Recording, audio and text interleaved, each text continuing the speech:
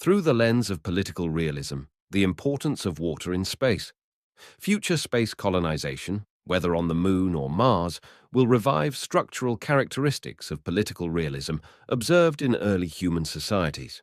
Survival will largely depend on access to water, not only as a vital resource for consumption, but also as a raw material for other critical uses, such as fuel production through electrolysis to generate hydrogen and oxygen. Additionally, water can serve as a means of protection against cosmic radiation through hydrogels. The scarcity of this resource may determine the success or failure of a colony, reinforcing its geopolitical significance and the inevitable formation of a competitive field around it. The presence of ice in shadowed regions at the lunar poles and in underground reservoirs on Mars means that the first colonies will be strategically located near these areas. This creates a new field of competition between states and private actors, as controlling these reserves will provide a significant strategic advantage. This dynamic mirrors human history, where wars and conflicts over water resources have been crucial in shaping political and military history. Political realism and the competitive race for space resources.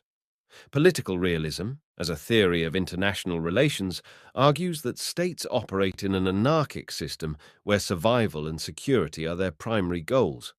In an environment where no central authority regulates resource usage, powerful actors seek to gain the greatest possible advantage. In space, the absence of a global governance system with executive authority creates conditions of self-help and competition between states and private entities. The regions of the Moon and Mars, where ice reserves have been identified, will become vital strategic areas, as their control will determine a space colony's ability to maintain autonomy. Analogous to human history, the capture and defense of water sources have been matters of vital importance. Similarly, in space, competition for control over ice reserves will shape the political and strategic behavior of states and space organizations. The formation of alliances, whether among states or private actors, will be a key mechanism for securing access to these resources, while conflicts over jurisdiction and exploitation cannot be ruled out. The balance of power in space. Historical experience shows that early forms of balance of power were based on communities' ability to control and protect water sources, creating hierarchies and political structures around resource management.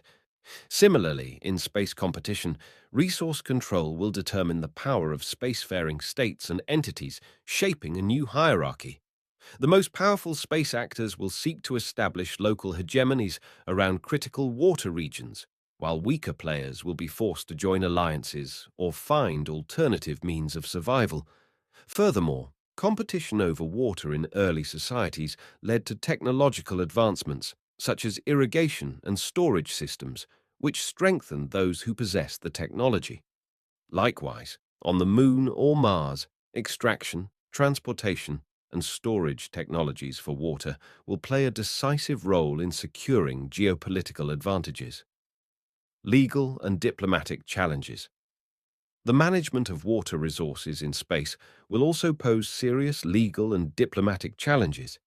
Existing treaties, such as the 1967 Outer Space Treaty, do not include clear mechanisms for the allocation of space's natural resources.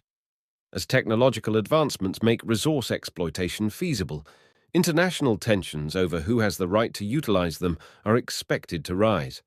Some countries, such as the United States, have already enacted legislation allowing private companies to claim and exploit space resources, contradicting the spirit of international law. This could lead to a new Cold War over space resources, where states and multinational corporations attempt to impose their own spheres of influence. Political realism in early human communities demonstrated that competition for vital resources has been a timeless driving force of political and social evolution. In the modern era, space is no exception. The possession and control of water reserves will define space power and introduce new forms of strategic competition. Just as early societies developed their first political and military structures around access to water,